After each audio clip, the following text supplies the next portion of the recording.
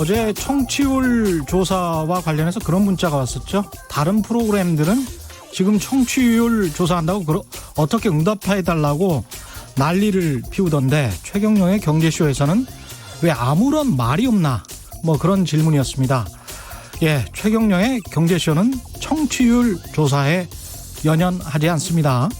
청취율 조사에 크게 연연하지 않기 때문에 청취율 조사 기간에 사람들이 잘 모르는 유시민 작가라는 분도 모셔서 당신이 믿는 자본주의는 뭐냐와 같이 상당히 어렵고 도도한 주제로 방송을 해서 유튜브 동시 접속자 수가 7,000명에 육박하기도 했죠. 소소하죠. 최경영의 경제쇼는 정말 청취율 조사에 연연하지 않습니다. 그래서 유튜브나 팟빵에 조회수가 얼마나 되는지 방송이 업로드된 뒤에 PD, 작가, 저 세 사람이 모두 하루에 보통 한 수십 번씩 클릭해보고 확인해보고 조회수를 높이려고 하고 이런 거 잘 안 합니다. 안달복달 하지 않지요. 다 그러려니 생각하고 에버그린 콘텐츠다. 이건 오늘의 뉴스가 아니라 내일의 비전을 제시한다. 오늘 안 보면 내일 보겠지. 왜냐? 에버그린 콘텐츠는 영원히 늘 푸르른 소나무처럼 싱싱하니까 이런 생각으로 방송에 임하고 있습니다. 그래서 설사 동접자 수가 300으로 떨어진다고 하더라도 스파르타의 용사들처럼 비장미 있게 3,000보다는 3만보다는 300이 멋있지 않나, 이런 생각으로 프로그램에 임해 보려고 합니다. 지금 밖에 있는 PD 얼굴이 점점 흑빛으로 변해가고 있습니다. 그만해야겠네요. 최경영의 경제쇼, 제발 같이 갑시다. 네, 안녕하십니까. 세상에 진실이 이익이 되는 방송 최경영의 경제쇼 출발합니다. 저는 진실탐사 엔터테이너 최경영입니다. 오늘도 유튜브 장 섰습니다. 같이 갑시다.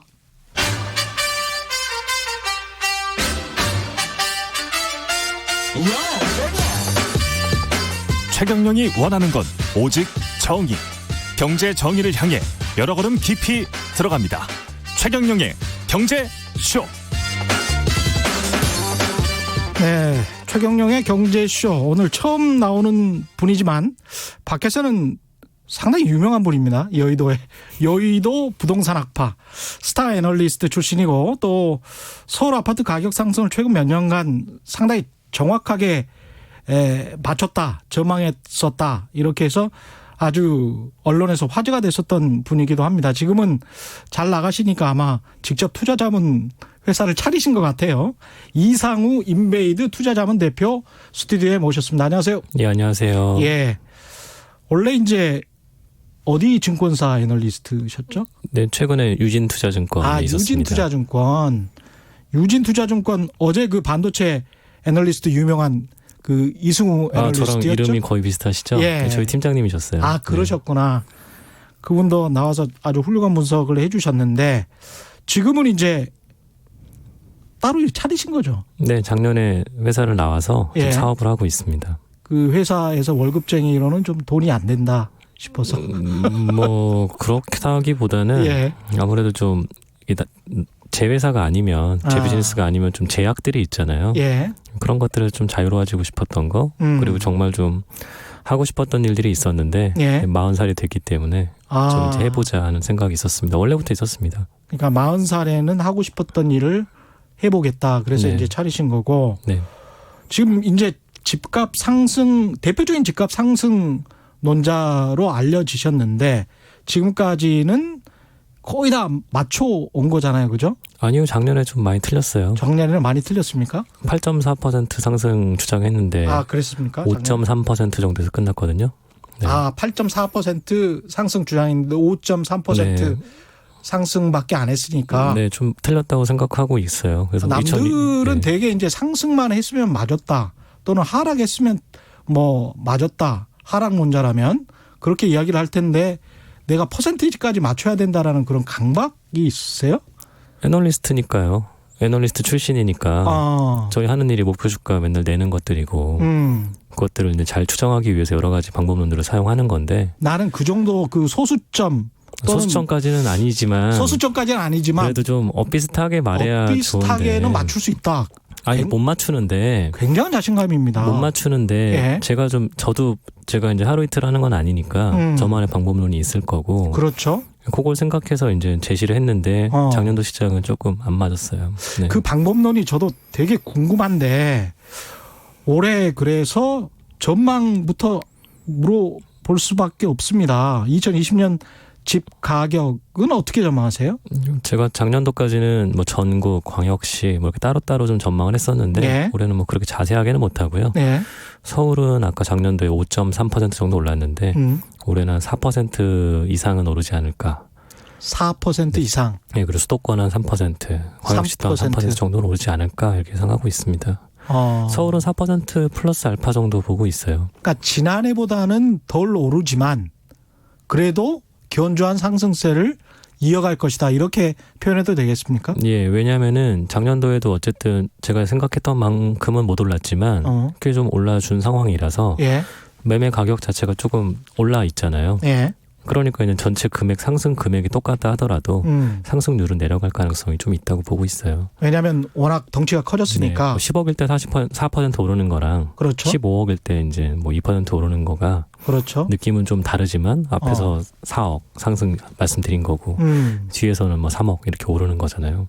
그러니까 저희는 퍼센트를 말씀드리는 거고 그렇죠. 일반인들은 상승 금액을 더 관심을 많이 가지시니까 저는 퍼센트를 좀 더 중시하는 편이에요. 그러면 서울 지역 아파트 같은 경우가 4% 정도 올랐다라고 하면 일반적으로 이제 바로미터가 되는 뭐 서초구의 반포동 가장 비싸다는 아파트 거기가 요새 한 가장 비싼 곳이 전용 면적 84제곱미터가 한 30억 정도 좀 넘죠. 30억 정도 넘죠. 그러면 그런 아파트 단지들 같은 경우는 얼마나 오르게 되는 건가요?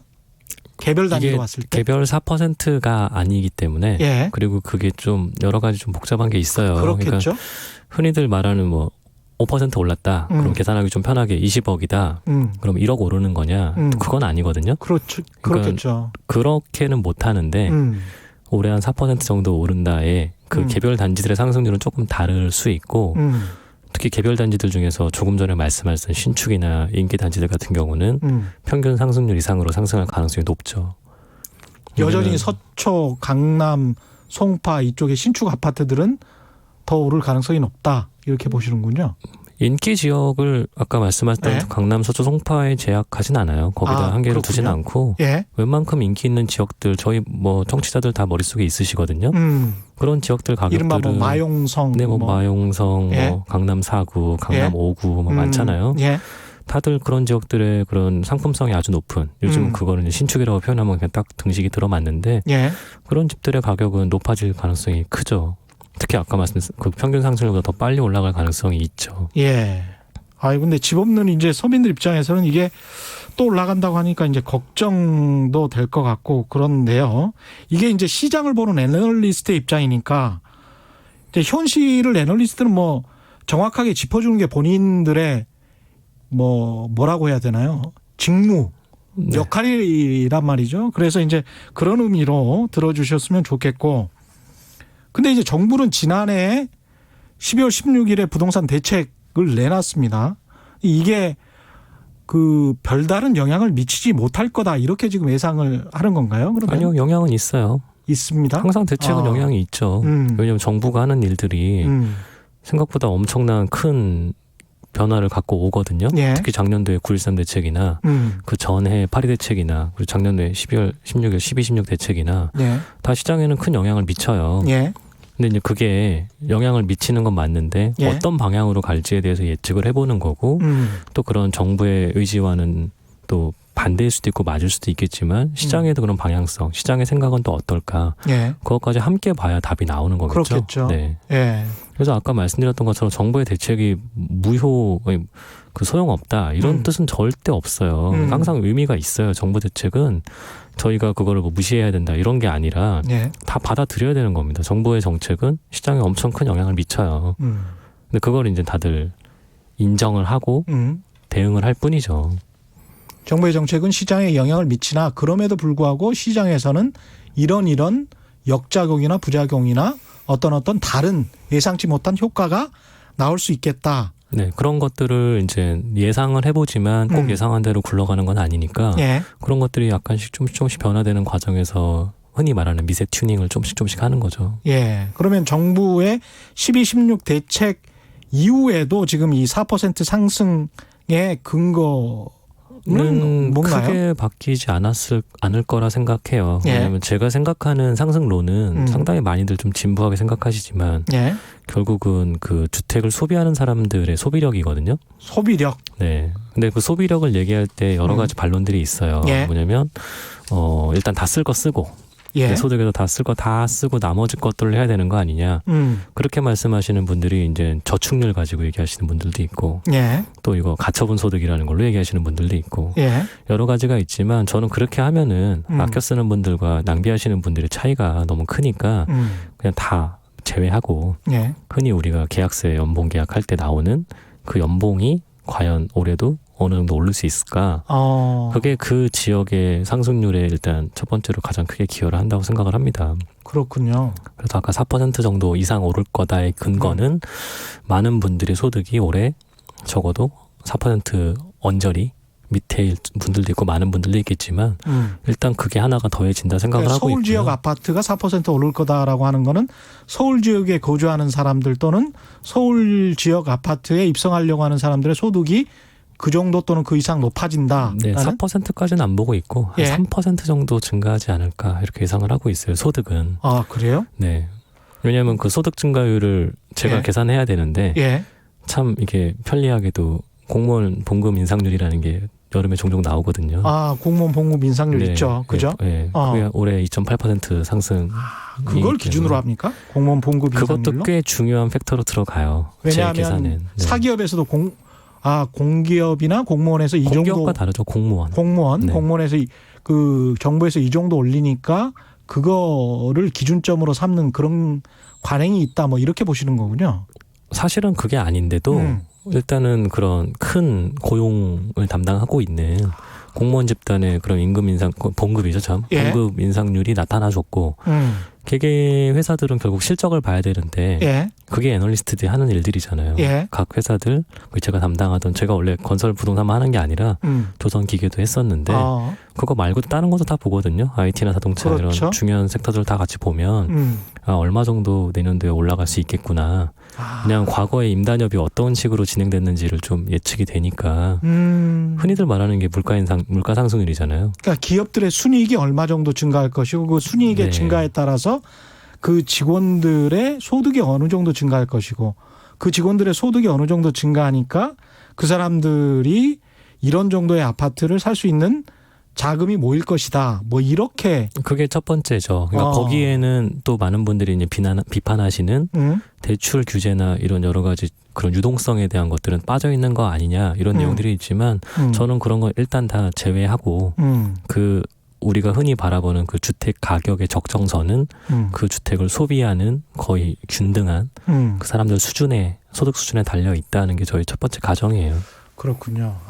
이 상당히 재밌습니다. 한쪽에서는 한국이 베네수엘라처럼 굉장히 가난한 나라가 될 것이다라고 예상을 하고 우리 또 이 애널리스트 같은 경우는 아이고 이게 한국이 상당히 소득이 계속 높아지고 있으니까 특히 서울 지역 같은 경우는 아파트 가격이 상승할 수밖에 없다. 그리고 지금 상승한 게 어떻게 보면 당연하다. 이렇게 지금 그런 논리로 귀결이 되는 거네요. 왜냐면은 예. 이것도 또 역시나 여러 가지 비판들이 있지만 그 많은 분들의 가구 소득 증가율이 생각보다 빨랐거든요. 네, 그런 것들을 무시할 수는 없다고 저는 생각해요. 예. 네. 어떤 게 더 정확한 분석인지는 좀 들여다봐야 될 것 같은데 지금 그러니까 우리가 일반적으로 쓰는 가계 동향 조사랄지 네. 가계 금융 복지 조사랄지 그 소득 기준을 가지고 하시는 게 아니군요. 그것도 보죠. 그것도 보십니까? 네, 5분위, 10분위 나오는 그 소득 증가율 뭐 이런 거 다 보고. 예. 근데 저는 좀 더 자세히 보고 싶어서 개별 기업들의 움직임도 봐요. 왜냐면 다 공시돼 있으니까 상장사들은. 그렇군요. 네. 그 사람들의 평균 그러고 보니까 그 다트의 네. 전자공시에 네. 거기 다 나오잖아요. 다 나오네요. 분기마다 다 나오잖아요. 예. 네. 임직원들의 평균 네. 월급이 나오니까. 심지어 고용 숫자도 나오는데요, 정직원들. 그렇습니다. 네. 맞습니다. 그러니까 물론 그 사람들이 어디서 통근을 하시는지 근무를 하시는지까지는 안 나오죠. 그렇긴 하죠. 예를 들면 근데 삼성전자가 10만 명이다. 그럼 그 사람들이 어디서 근무를 하시는지는 저도 모르죠. 그 인원이 얼마씩 되는지는. 그렇죠. 본인의 주거지는 안 나오지만 본사의 주거지는 나오니까. 근데 이제 사업지가 여러 군데다. 뭐 예를 들면 그러면 좀 헷갈리죠. 그렇지. 그렇지만 우리는 가정을 하는 거죠. 이 중에 뭐 얼마 정도는 어디서 근무를 하실 거고. 그렇지. 그러면은 그분들의 주거 반경이라는 거는 생각보다 쉽게 계산이 되는 거고. 왜냐면 우리 모두 그렇게 장거리 통근은 다들 원치 않으시기 때문에 예. 통근지들은 대충 어느 회사를 다니냐에 따라서 결정이 돼요. 그러니까 서울 지역에 지금 상당히 서민들이 비싸다라고 느끼는 뭐 10억 이상 가는 아파트들을 살 만한 소득 여건을 갖춘 근로자 가구들이 꽤 있다. 대기업이나 공무원들이나 공공기관들의 연봉을 생각한다면 그런 말씀이시네요. 근데 거기다가 예. 외벌이를 기준으로 하면 적어 보일 수 있지만 대도시들을 거주하시는 분들, 특히 수도권 거주자들은 맞벌이가 거의 일상화돼 있잖아요. 수도권 거주자들은 특히 맞벌이가 일상화돼 있다. 네. 그러면 예. 맞벌이를 가정으로 가구 소득을 한번 잡아보면 예. 생각 외로 많은 가구들이 우리가 아까 가계동향조사에 나오는 상위 20%든 상위 10%에 속할 가능성이 굉장히 높죠. 그렇군요. 그러면은 내가 상위 10%였구나. 상위 20%였구나. 본인은 모르는데 본인은 그렇게 전혀 생각하지 않는데. 안 하고 있을지 모르지만 예. 실제로는 전국 기준 통계로 봤을 땐 상당히 상위권 가구 소득일 가능성이 높은 거죠. 그렇습니다. 네. 그래서 그러면 그렇게 이제 본인들 연봉이 아주 좋은 직장을 다녀서 30대인데도 한 6천만 원이나 7천만 원을 받는 두 부부가 있으면 그럼 가볍게 1억 2천 혹은 1억 4천 가구 소득이 그렇죠. 세전으로 나오잖아요.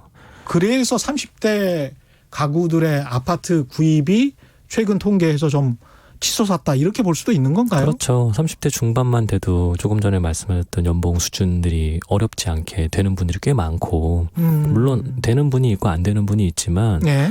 우리가 되는 사람들도 숫자가 꽤 많다는 사실을 많이들 잊고 있거든요. 예. 근데 그런 분들이 그런 소비하려고 하는 집들이 서울에 생각보다 별로 없고 그게 또 문제가 되는 거죠. 제가 생각하는 첫 번째 근거가 소득이겠지만 두 번째는 수급도 들어가거든요. 수급. 네, 주택 수급. 근데 주택 수급은 많이들 놓치시는 것들, 특히 정부 통계 같은 데서 좀 많이 빠지는 것들 중에 하나가 다 찾아보면 있긴 하지만 예. 연차별로는 그렇게 많이들 안 보거든요. 예. 그러니까 전 서울에 예. 주택이 한 480만 원 정도 있다. 그 안에 뭐 아파트가 뭐 얼마 정도 170만인가 180만인데 예. 그 정도 있다. 예. 거기까지만 보지 다들 이 중에서 우리가 원하는 역세권 아파트다, 학군이 좋은 아파트다, 혹은 신축이다, 대단지다, 브랜드 아파트다 여기까지 보시면은 계산하기도 싫잖아요. 벌써부터. 그렇죠. 얼마 안 될 게 눈에 보이잖아요. 예. 그게 저희가 많은 사람들이 꿈꾸는 평소에 이제 동경하고 있는 아파트인 거예요. 그래서 그런 아파트의 가격들은 높아질 수밖에 없고 그 네. 아파트 가격의 기준점이 계속 높아지면 네. 그 가격이 높아지면 다른 아파트들도 연쇄적으로 상승하는 현상이 지난 몇 년 동안 계속돼 왔다. 지죠. 그리고 그 지난 몇 년 동안에 그런 신축주택이라고 하는 인기주택이라는 것들이 흔히 몇 년 동안 말했던 마용성이나 이런 것들이 새롭게 나왔던 것처럼 마포 용산 성동이 예전에는 그렇게 인기 주거지라고 말하기는 좀 힘들었지만 예. 이 몇 년간은 굉장히 그 일반인도 마용성이라는 단어를 쓸 정도로 인기가 많아졌잖아요. 그렇죠. 그 지역들 가격부터가 지금 우리가 맨날 확인하고 있는 가격들이 되겠고 그러면 전통 인기 지역이 있잖아요. 예. 그 가격들은 또 더 높아져 있는 거고. 아, 이거 재밌네. 네. 이 수요와 공급과 관련해서 정부도 그래서 좀 어떤 액션을 지금 취했던 거 아닙니까? 그래서 다주택자들한테 매물을 일정 기간 안에 내놓으면 그러면 상당히 혜택을 볼 수 있다. 그래서 최근에 이제 한겨레 신문에 단독 인터뷰를 했었어요. 김현미 장관이. 보셨었습니까 혹시? 본 것 같아요. 예. 네. 저도 그 숫자가 되게 궁금했는데 10년 이상 보유한 다주택자들의 집을 팔면 그러면 양도소득세를 좀 깎아주겠다라고 했던 거 아니에요? 그게 한 13만 채 정도, 서울만 13만 채다. 그래서 이제 김현미 장관이 확언했던 것은 보통 이제 13년부터 17년까지가 한 3만 2천 채 정도 공급을 했었고 18년부터 한 4만 채 공급이 됐었는데 13만 채를 지금 매물로 올해 내놓을 수 있도록 세제 혜택을 줬기 때문에 공급 측면에서도 상당히 자신이 있다. 이런 식의 이제 뉘앙스였단 말이죠. 인터뷰는. 이런 대책에 대해서는 어떻게 생각하십니까? 지금 워낙 양도세율이 높기 때문에 한시적으로 내년 6월 달까지 그런 양도세를 이제 일반 과세를 하는 거죠. 예. 없애주는 건 아니에요. 비과세는 그렇죠, 아니고 그렇죠. 일반 예. 과세 정도로 해주는 거가 예. 지금 대안으로 나왔는데 그 13만 호의 계산이 좀 더 명확하게 나왔으면 좋겠어요. 뭐냐면 예를 들면은 어쨌든 지금 주택 가격이라고 자꾸 저희가 잘못된 표현을 쓰고 있지만 사실은 아파트 가격만 보고 있거든요. 모두가. 그렇습니다. 주택이라는 가격은 사실 잘못된 말이죠. 아. 우리가 단독주택 가격이나 다세대 빌라 가격을 그렇게 눈여겨보지 않고 있기 때문에. 근데 평균 가격은 그게 다 포함돼 버리니까. 그렇죠. 그러니까 제가 궁금한 거는 아까 13만 호라는 것 중에 장관이 이야기한 12만 8천 채입니다. 정확히 말하면. 아파트는 그러면 몇 예. 채면 그런 것들을 좀 세분화돼서 알아야 좀 쉽지 않을까요? 그래서 그런 것들은 사실 그렇게 잘 알려지지가 않고 있고 정부 통계도 찾아봐도 잘 안 나와요. 그러네. 근데 사실 그런 걸 알려주는 나라는 많지는 않습니다. 네. 아이 재밌네. 강 PD 부동산님은 내가 아는 부동산 애널리스트 중에 그나마 국내에서는 이상우 대표가 1인자라고 생각함. 이상우 애널은 오를 수도 있고 내릴 수도 있다는 이런 식의 양다리 걸치는 예측은 안 함. 뭐 이런 이야기를 하셨고요. 이런 분은 또 굉장히 또 좋아하시네요. JBK 소득 수준 인상 이상으로 급등한 거네요. 여기에 대한 설명을 좀 부탁드립니다. 뭐 이러셨는데. 네, 그래서 소득 예. 수준이 기본이 깔리는데 그 다음에 사실 더 중요한 건 뭐냐면은 수급이에요. 제가 아까 수급을 말씀드렸는데 예. 수급이 안 맞았을 때 그 주택을 소비하기 위한 욕구는 살아있는 반면 욕구가 충족이 안 될 경우에 네. 사람들이 그 갈망은 점점 높아지거든요. 그러면 그 물건을 확보하기 위한 노력과 경쟁 강도는 높아지잖아요. 그렇죠. 그러면 그 배수가 자꾸 올라가요. 그러니까 예를 들어서 한 1억 버는 분들이 과거에 한 8억 정도 되는 주택을 소비하는 게 그냥 보통 타당했다. 예. 그러면 소득 대비 배수가 8배 정도 되는 거였는데 그렇죠. 그 1억 정도 버는 분들이 원하는 주택이 공급이 줄거나 한 여러 가지 일들이 벌어져서 사기가 힘들어진다. 희귀해졌다. 네, 그러면은 그게 내가 9억에서 사고 싶고 10억에서 사고 싶고 그러면은 시장에서 바라보는 그 소비를 위한 배수가 높아지는 거잖아요. 그럴 때 빨리 올라요. 그렇군요. 네. 그럴 때 빨리 오르는 거예요. 오히려 희귀해져서 욕망의 대상이 더 된다. 그런 말씀이네요. 왜냐하면 사람의 욕구라는 거는 욕구가 충족되기 전에는 사실 해소는 안 되거든요. 그 불충한 상태에서 그냥 쭉 쌓여 있는 거지. 예. 욕구 불만인 상태로 쭉 쌓여 있으면 그게 언젠가 분출할 수 있는 것처럼 결국은 사람의 그 기본 욕구인 의식주 중에 그 주 부분인데 예. 그 부분을 지금 해결을 할 능력이 없는 가난한 분들도 아니고 예. 생각보다 소득이 꽤 높은, 특히 전국 기준에서 상당히 높은 분들이 주거의 질이 만족이 안 되면 그분들은 더 거기에 돈을 많이 지불하시게 되는 게 바로 지금 신축 아파트 가격이 훨씬 빠르게 올라가는 상황을 잘 설명하고 있습니다. 예, 서울 중산층의 숫자가 상당히 탄탄하다는 말씀을 하시는 네, 것이고. 그 중산층이라는 말부터가 참 어려운데 오해하시는 분들인데 중간이 아니거든요. 예. 네, 중간이라고 오해하시는 분들이 있잖아요. 예. 아까 그 말씀하신 그 전체 서울의 주택이 한 480만 호 정도 되고 그중에서 아파트가 170만 호, 역세권 신축 브랜드 아파트, 특히 강남 서초 송파랄지 아주 특정한 지역 또는 마용성 같은 지역들 같은 경우에 또 한정해서 또 아파트 숫자를 계산해 보신 적 있나요? 다 해봤죠. 예, 네. 이게 몇 채나 됩니까? 그런 어떤 아까 말씀하신 것처럼 어떤 거기까지는 좀 그렇고. 예, 희귀한 아파트라고. 강남 서초구의 예. 아파트가 22만 호 정도밖에 안 돼요. 22만 호. 네. 근데 예. 그 안에는 저희가 요즘에 재건축 진행되는 뭐 개포주공 아파트나 예. 이런 5층짜리 10평대 다 포함돼 있어요. 그러니까 거기서 사람들이 원하는 거는 전용 59라던가 예. 전용 84라던가 예전으로 말하면 20평대 30평대 아파트들이잖아요. 근데 신축 아파트. 예. 네, 근데 거기다 신축이 들어가고 역세권에 가까워야 되고 대단지여야 되고 또 옛날에 못 들어본 건설사 아니고 브랜드 아파트여야 되고 그러면 참 없죠. 강남 서초에 22만 개 정도의 아파트가 있는데 그중에서 역세권과 신축과 브랜드를 생각을 하면 그것도 또 줄어들기 때문에 급격하게 줄어들기 때문에 이게 상당히 귀해질 수밖에 없다 이런 말씀이네요. 상당히 일례로 드리면 흔히 말하는 그 교육 1번지인 대치동에 최근 한 5, 6년 동안 입주한 새 아파트는 그리고 거기에 브랜드 아파트에 대단지 아파트는 2,000호 정도밖에 안 돼요. 아 그래요? 다 누구나 아실 만한 아파트인 것 같아서 브랜드명을 말하긴 좀 그렇지만 그거밖에 없어요. 네. 그렇군요. 대치동에 음마 아파트가 대표적이잖아요. 음마 아파트가 4,000세대가 넘잖아요. 예. 근데 걔가 78년도 입주했거든요. 79년도 입주했거든요. 40년이잖아요, 벌써. 근데 이게 수급적인 부담, 그 다음에 아까 그 처음에 말씀하셨을 때 그 소득에 관한 것들 좀 이해가 됐는데 가격에 관한 부담이 있지 않습니까? 그래도 지나치게 너무 많이 오른 거 아니냐. 그래서 아까 예? 그 제가 상승률과 예. 상승액을 아까 제가 구분해서 말씀드린 것처럼 예. 지금 다들 이제 좀 이게 함정에 빠진 게 그거예요. 저희가 지난 몇 년간 금액이 좀 빠르게 많이 올랐으니까 예. 지금 와 있는 가격 수준에 대해서 다들 이제 부담감이 생기는 거죠. 그렇죠. 예를 들어 아까 30억이다. 예. 그러면 내가 평생 모아도 30억 못 먹을 것 같은데 근로소득으로 못 모으죠. 이거를 예. 어느 순간에 살 거냐 이런 얘기가 나오겠지만 사실 그 아파트들이 예전에 분양할 때 옛날 기준으로 갖고 말씀드릴게요. 평당 한 4,700 이 정도에 분양을 했는데 예. 지금 한 1억 된 거잖아요. 예. 근데 생각 외로 그 똑같은 나이에 본인이 계속 나이를 먹고 승진하고 있기 때문에 그게 안 느껴지긴 하지만 지난 한 2006년도 5년도 언저리의 일반 회사들의 평균 소득 수준과 지금 평균 소득 수준도 사실 그만큼 올랐어요. 네. 그러니까 결국은 소득 증가율만큼 오른 거에 불과하다고도 말할 수 있지만 예. 이렇게 말하면 좀 공격을 많이 받죠. 왜냐하면 그게 이제 다 같이 오른 게 아니기 때문이에요.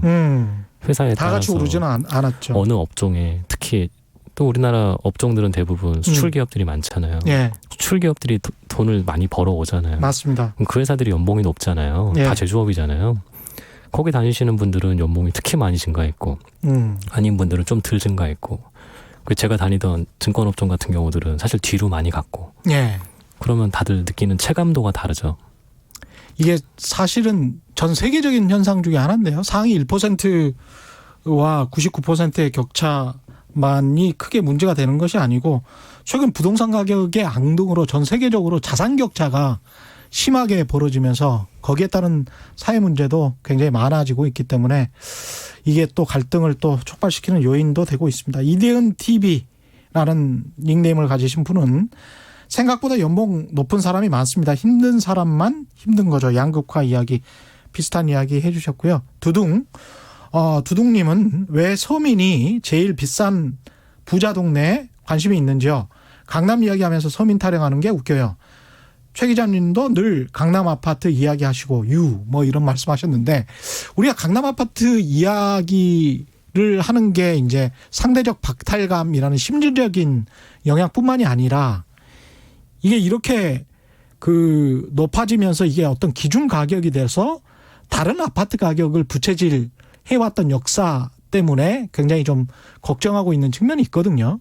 이게 이번에도 올해에도 비슷하게 전이될 가능성 아니면은 다른 아파트 가격들은 좀 비슷하게 그냥 유지가 되고 이른바 이제 서울 내에 아주 좋은 지역에 있는 아파트들 가격만 올라갈 가능성 어떻게 보시나요? 조금 전에 말씀드린 거에 다 녹아 있는 답인데 지금 서울 사람들만 소득이 증가하는 게 아니거든요. 그리고 우리나라는 수출 국가이기 때문에 이게 공장들이 지방에 많아요.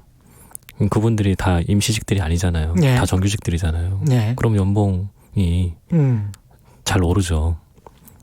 그러니까 광역시 시장도 뜨겁죠. 우리나라 광역시들이 특히 영남권에는 그 광역시들은 특히 부산, 울산 같은 경우들은 소득 기반이 좀 있잖아요. 예. 그러면은 그쪽 지역에 계신 분들도 소득이 자꾸 높아지니까. 재밌네요. 김광민님, 물가 상승률이 낮은 편인데 부동산 가격에는 별로 영향을 미치지 않나요? 이거는 약간 통계청에서 대답하셔야 될 것 같은데. 저 예. 여의도에 있다가 요즘에 강남에 있는데 예. 강남이 더 밥값이 싸더라고요. 근데 요즘에 점심 드셔보시면 참 예. 부담이 높죠. 물가는 꽤 오른 것 같아요. 체감적인 상황은. 예. 이 물가 상승률과 관련해서는 제가 알고 있는 정보를 말씀드리면요. 통계청에서 그 서울 뭐 집값을 이야기를 할 때 어떤 식으로 넣냐면 자가 보유를 하잖아요. 그러면은 그 집 가격이 얼마가 올라가건 영원이 돼요. 물가에 전혀 영향을 미치지 않습니다. 가령 그래서 55%가 자가를 보유하고 있다라고 하면 물가 상승에 전혀 영향을 미치지 않고 월세 올라간 부분들만 평균해서 계산을 하기 때문에 물가 상승률에 별다른 영향을 미치지 않고 있죠. 예. 참고로 제가 그거 알기로 천 기준으로 1000분에 한 155 정도가 그렇습니다. 주거 비용인데 그렇습니다. 작년 전체 연간으로 전세 가격이 빠졌어요. 하반기 때는 좀 오르고 있는데 예. 그러면 물가가 그렇죠. 낮아지죠. 네. 그래서 통계라는 부분들, 물가라는 부분들에서 이거는 항상 이런 식으로 계산을 해와서 현실성이 좀 없다, 떨어진다 이런 비판도 많이 받고 있습니다. JS 킴님, 올해 기업이익이 좀 좋을 거라 보는 거군요. 일리가 있네요. 이런 말씀이시고요. 요즘 주가 오르잖아요. 예. 네. 주가가 모든 게 선행하잖아요. 작년만 해도 반도체 경기 올해 엄청나게 안 좋을 줄 알았는데 최근에 그 모 회사 두 군데가 사상 최고가를 엊그제 경신을 했는데 예, 삼성전자, SK 하이닉스. 네. 괜찮아요. 그건 그냥 말씀하셔도 해도 돼요? 상관없어요. 네. 예. 오르잖아요. 예. 그러니까 왜 오르겠어요? 실적이 좋으니까 오를 거 아니에요. 예, 그렇죠. 근데 지금 올해 나 작년 2019년도에 사실 자동차 주식도 많이 올랐거든요. 바닥 찍고 예. 저희가 신차 나오는 거 봤잖아요. 잘 팔리는 거. 기아 자동차도 주가 많이 올랐잖아요. 그렇죠. 저희는 너무 좀 비관론에 휩싸여 있는 것도 없지 않아 있는 것 같아요. 아까 베네수엘라 시작할 때 예. 하셨는데 우리나라가 베네수엘라보다 훨씬 크거든요. 인구도 많고. 그렇죠. 그리고 아까 반도체 비교할 수 없는 또 행정력이 있습니다. 베네수엘라는 한 8시 되면 갱들 때문에 무서워서 수도의 전체적인 상점들이 다 문을 닫아요. 저희 나름 글로벌 12등이에요. 예. 네, 상위권이라고요. 상위도 아니고 200몇 개 국가 중에 상위 경제 규모라고요. 그렇게 막 내일 당장 문제 있고 그렇게 할 만큼 기업들이 경쟁력이 없진 않아요. 그렇습니다. 글로벌로 다 정말 열심히 돈 벌어오고 있습니다. 한쪽에서는 너무 어떻게 보면 그것도 이제 정치적으로 오염된 과도한 경제 비관론이 있다 보니까 현실 파악을 제대로 못하는 측면도 있을 것 같습니다. 이은채님, 12월 중순 거래된 마포 구축 아파트 고가에서 5천만 원 빠졌네요. 본인 아파트신 것 같아요. 지켜봐야 할 시점인가요? 뭐 이렇게 말씀하셨네요. 개별 상담은 안 하신답니다. 개별 상담은 해줄 수가 없습니다, 하이사. 근데 12월 16일 대책 나오고 예. 지금 호가들은 내려갈 수 있는 거잖아요. 예. 작년에 9.13 때는 무려 한 5개월 이상 호가가 내려가 있었는데 지금도 그런 대책의 영향권 안에 있는 거죠. 아까 제가 시작할 때 대책 영향이 있다고 말씀드렸잖아요. 예. 이 부동산 세금, 관련된 세금은 계속 인상되고 정부의 의지는 그것과 관련해서 뭐 확고하죠. 공시가격은 계속 현실화되겠다. 보유세 부담이 커질 수밖에 없는데 이것이 가지고 있는 사람들에게, 주택을 가지고 있는 사람들한테 좀 압박이 될 가능성은 없습니까? 자동차를 한번 예를 들면 예. 뭐 자동차 정말 좋아하시는 분들은 차 10대도 갖고 계시고 20대도 갖고 계시잖아요. 물론 그거의 느낌이 재산세죠. 예. 중과되진 않으니까. 많이 갖고 계시면 재산세 그만큼 더 내시면 되는 건데 정말 내가 이걸 머스트해고 해야 되겠다. 그러신 분들이 팔겠어요? 세금 때문에? 왜냐하면 그 갖고 있는 물건은 상당히 희소성이 있을 텐데 그분들이 범용 제품을 그렇게 애지중지하진 않으실 거 아니에요. 그 생각을 주택으로 바꿔놓으시면은 예. 보유세가 높아진다고 해서 과연 이 사람들이 팔까? 그럼 만약에 팔게 된다면 뭐부터 팔까? 예. 그건 대충 답이 나와 있죠. 아주 냉혹한 시장의 논리를 듣고 있는 것 같습니다. 오늘 재밌네요. 요즘 또 저도 이거는 좀 목도를 했는데 전세 가격이 상당히 급등하더라고요. 올해 들어서부터. 네. 이게 조금 좀 불안하긴 한데 이게 전세 가격이 앞으로 어떻게 될지. 그거는 사실 답이 나와 있어요. 예. 계속 오를 거예요. 계속 오릅니까? 왜 오릅니까 이거는? 아까 조금 전에 제가 아까 물가 말씀드릴 때 전세 가격이 하락했다고 그랬잖아요. 예. 지난 2년 동안이 전세 가격이 하락했어요. 굉장히 그것도 되게 위례적인 일인데 전세 가격이 하락했다에 대한 원인부터 생각을 해봐야 돼요. 예.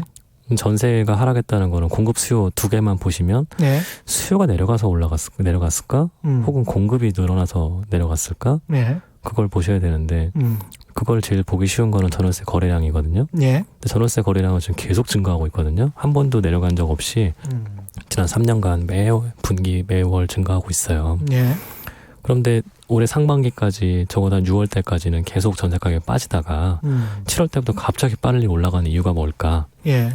서울 입주량, 전국 입주량, 특히 광역시 입주량하고 비교해 보시면 답이 생각보다 빨리 나오죠. 전세 공급이 줄어든 거예요. 전월세 거래량은 계속 늘어나고 있어 수요가 강해지고 있는 건 보이는데 예. 공급이 안 나오니까 그러면 당연히 전세를 구하기가 힘드니까 올라가죠.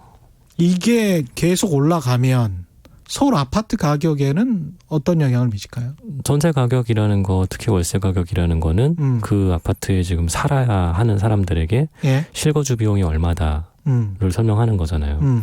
지난 2년여 동안에 전세 가격 빠질 때 많은 하락론자들 분께서 주장했던 것들이 예. 전세 가격 하락에서 매매 가격 상승은 버블을 만든다. 근데 지금 이런 전세 가격이 상승해버리면 예. 버블이 줄어들죠. 왜냐하면 실거주 비용이 올라가고 있으니까. 그러면 영향을 매매가에도 주죠. 그래서 저는 생각하는 게 예. 서민 주거 안정화. 저 서민이 뭔지 늘 언제나 모르겠는데 예. 서민 예. 주거 안정화라는 그런 정책이 나오게 되려면 전세 가격이 안정돼야 되는 것 같아요. 매매 가격 안정보다 전세 가격이 안정돼야 되는 것 같아요. 그래야 사람들이 전세 사시는 분들도 굳이 집을 살 생각을 안 하고 매수세가 그래도 좀 덜 늘어나니까. 근데 전세 가격이 올라버리면은 매매 가격 시장에도 영향을 주기 때문에 예. 저는 정부 정책이 전세 가격 안정 쪽에 더 포커스가 맞춰졌으면 좋겠어요. 가격보다 매매 가격보다. 부동산 시장에 영향을 미치는 요인들 소득과 그다음에 수급 요인들 이야기를 하셨고 금리에 관해서는 어떻게 생각하십니까? 금리는 사람들이 돈을 빌려야 금리가 중요한데 돈을 못 빌리는데 금리가 안 중요해지죠. 점점. 돈을 빌릴 수가 없잖아요. 집을 예. 사는 과정에서. 가령 정부가 그 김상조 지금 정책실장도 공급 대책도 새롭게 준비하고 있고 더 강하게 압박할 수도 있다. 뭐 이런 이야기 여러 가지 이야기를 하던데 그 제 생각에는 이럴 가능성도 있을 것 같아요. 정부가 금리는 현재 저금리 기조가 계속 되고 있기 때문에 혹시 그 DSR 기준을 높인달지 아니면은 원리금 균등 분할 상환을 좀 다 하도록 해라 또는 뭐 몇십 % 이상 하도록 해라고 은행권에 압박을 넣는달지 그렇게 하면은 이제 대출을 하기가 이자 부담 때문에 굉장히 힘들어질 텐데 정부가 이런 어떤 은행을 압박해서 또는 금리를 가지고 또는 이자와 원금을 동시에 상환하도록 하는 그런 금융정책을 가지고 부동산 시장을 특히 서울의 아파트 가격을 잡으려고 할 가능성도 있다고 보십니까? 어떻게 보세요? 이미 하고 있는데요. 아니 원리금 균등 불안 상환은 안 하고 있어요. 이미 1년 거치 기간이 옛날 5년까지 됐던 것들이 예. 1년으로 줄어든 상황이고 예. DSR 규제는 원래부터 하던 것들이고 예. 이미 9.13 대책 때 다 나와서 아까 제가 12.16 대책이 약하다고 말씀드린 게 없는 게 이미 9.13 대책이 굉장히 타이트한 정책이에요. 거기서 더 나갔잖아요. 한 발 더. 그러니까 그런 금융적인 부분들은 이미 시장에 다 알고 있고 다 그대로 하고 있어요. 그 규제를 다 받아들이고 있다는 거죠. 아니 근데 이제 네. 현재의 원리금 균등 분할 상환을 하는 그 퍼센티지는 지난번에 이제 한국은행에서 12월 금융안정 보고서에 그거는 보니까 이미 예전에 받던 분들이 그때 있으니까. 받았던 분들이 있으니까 그런 분들 예전에 길게 받을 때 35년까지 받았으니까 그랬었죠. 그분들은 아까 5년 거치 그것도 35년 거치 같은 건 없잖아요. 당연히. 그렇죠. 그분들이 대충 끝나가면 똑같아지는 거죠. 아, 네. 시간이 좀 돌아오면 어떤 영향을 미칠지는 또 모르겠습니다. 이미 대출 시장 자체는 잘 안 되기 때문에 예. 큰 더 대출 가지고 영향을 주기에는 이번 12.16 대책에서도 이미 15억 이상 주택들은 대출이 잘 안 되잖아요. 예. 그렇군요. 시간이 한 5분밖에 안 남아서 계속 질문은 드려야 되는데 6305님 확실히 명쾌하고 정확한 초점 잘 짚어주시네요. 역시 짱입니다. 괜찮죠? 다음번에 한 번 더 나오셔야 될 것 같아요. 저 여의도 올라오면 번거로운데. 멀어요. 4140님, 저는 은퇴 생활자입니다. 금리는 내리고 부동산 보유세는 올리고 점점 어려워지는데 내년부터 소액 부동산 임대료까지 과세한다는데 더 어려워질 듯 합니다. 뭐 이런 말씀이셨고요. 예.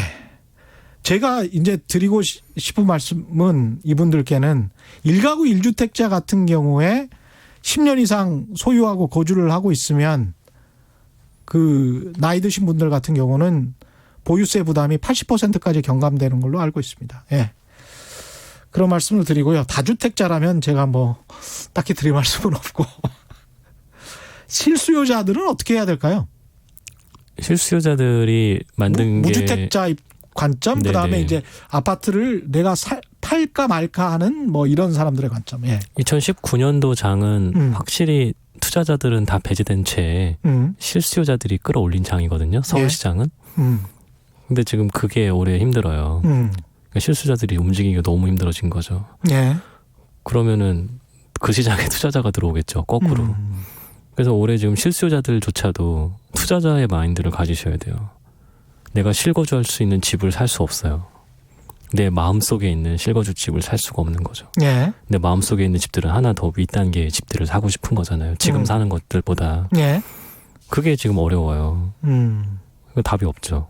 그 답이 없는 것들을 아까 제가 조금 전에 살짝 말씀드렸는데 투자자의 마음을 생각해 보면은 답이 나올 수도 있어요. 투자자의 마음을 생각해 본다는 거는 그러니까 들어가 살 생각만 안 하면 여기까지만 하겠습니다. 들어가 살 생각만 하지 않는다면 그러면 시점도 상당히 앞당겨서 현재 시점으로 꼭 사야 한다면 그게 사야 한다.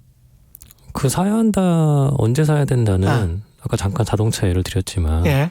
차 언제 사야 될까? 그러면 11월 달에 뭐 특소세 할인도 있고 뭐 연말 뭐 떨리도 있고 예. 그때 11월에 살 거냐? 예. 연식도 바뀌는데 뭐 그때 그런 얘기들 많이 하잖아요. 주택도 저는 사고 싶을 때 사시면 되는 거고 사야 될 생각이 있을 때 사시면 된다고 생각되지만 예. 이 부분도 엄청난 비판을 받는 부분이에요. 이게 한두 푼 하는 거냐? 뭐 이런 질문들 많이 하시는데 예. 그렇기 때문에 더 결정이 빨라야 된다 저는 생각을 합니다. 왜냐하면 아까 내가 어디에 살지 내가 어디에 살아야 할지는 이미 머릿속에 다 있거든요. 예. 근데 그 생각을 다들 비슷하게 하시거든요. 그게 문제죠 뭐. 공산품처럼 무한정 공급되는 재화가 아니니까.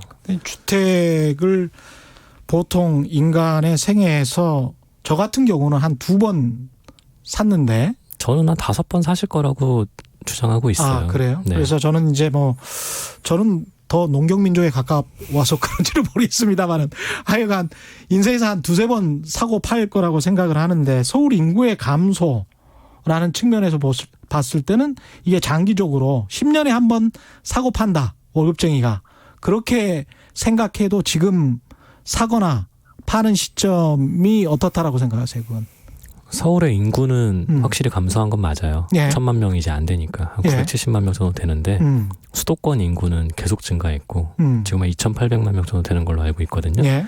근데 그 수도권 인구들이 상당히 많은 분들이 서울로 통근을 하고 있잖아요. 그렇죠. 그리고 그 인구 감소와 상관없이 서울의 세대수는 더 빨리 증가하고 있거든요. 그런 걸 생각해 보시면 인구라는 약간 막연한 수치에 너무 매몰되지 마시고 예. 세대수로 한번 보시면 좋을 것 같아요. 혼자 살든 셋이 살든 10명이 살든 세대는 한 세대입니다. 예. 세대수가 더 중요하다 생각해요. 인구보다. 세대수가 더 중요하다.